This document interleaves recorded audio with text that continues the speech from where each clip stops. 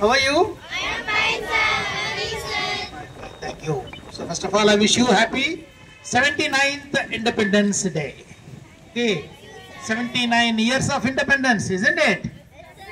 So before 1947, we were not sitting like this, isn't it? Okay. So మన దేశం ఎట్లా ఉన్నది ఇంతకు ముందు నేను దాని గురించి కొంచెం తెలుసుకునేసి మనం ఎట్లా స్వాతంత్రాన్ని పోగొట్టుకున్నాం, మనం ఎట్లా సంపాదించుకున్నాం, ఎంతమంది త్యాగం చేశారు. ఓకే, ఇవన్నిటి గురించి కూడా ఒక 10 నిమిషాల్లో పూర్తి చేస్తాం. ఓకేనా? ఇంకా ఎక్కువసేపు తీసుకోవాలా? 10 నిమిషాలు చాలు కదా? సౌండే రాలా? మైక్ కార్డు పెట్టి సెల్ఫోన్ సార్, ఇంకా లేట్ అయిపోయింది. ఓకే, సో మనది వచ్చి చాలా సంపన్నమైన దేశం, ప్రపంచానికి నాగరికత నేర్పిన దేశం, ప్రపంచానికి జ్ఞానభిక్ష పెట్టిన దేశం, ప్రపంచానికి వర్తక వాణిజ్యాలు నేర్పిన దేశం. సో రతనాలని రాసులుగా పోసి అమ్మిన దేశం. సో దాదాపు ప్రపంచ ఆదాయంలో 23% వచ్చి మన భారతదేశం నుంచి ఉండేది. 100% అక్షరాస్యత ఉండేది. 7 లక్షల గురుకుల పాఠశాలలు ఉండేవి. సో నిరక్షరాస్యత అనేది లేదు.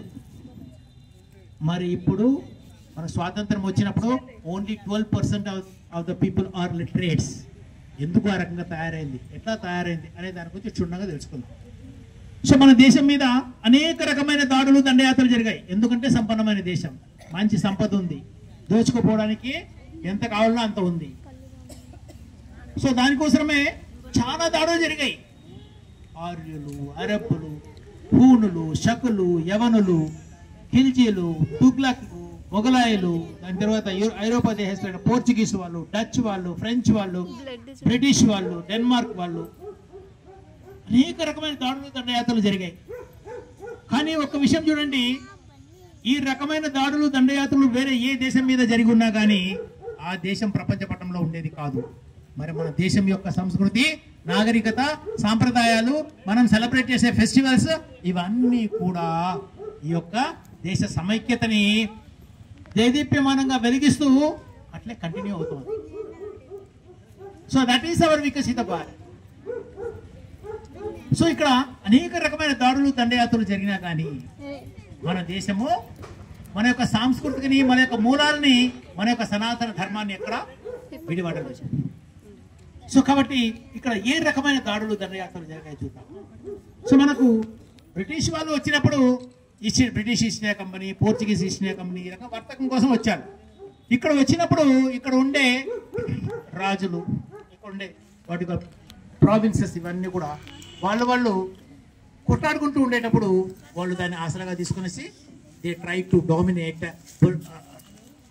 వ్యాపారం కోసం వచ్చి రాజకీయంగా కూడా మన దేశాన్ని పూర్తిగా ఆక్రమించుకుంటూ వచ్చారు.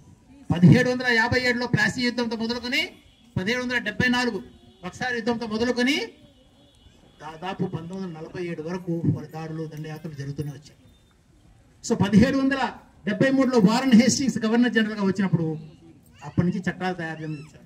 రెగ్యులేటింగ్ చట్టం తీసుకొచ్చారు. ఫారెన్ వారీస్, పర్మనెంట్ రెవెన్యూ సెటిల్మెంట్, వెల్లెస్లీ, సైన్య సహకార పద్ధతి, subsidiary alliance, likewise Macaulay and Bentinck వీళ్ళు వచ్చిన తర్వాత అప్పటికే మెకాలే గవర్నర్ జనరల్గా వచ్చినప్పుడు ఇక్కడ చూశాడు, పరిస్థితులను చూసేసి వెళ్ళాడు. అక్కడ బ్రిటిష్ పార్లమెంట్లో ఏం చెప్పాడంటే, I టూర్డ్ across the country from north to south and east to west.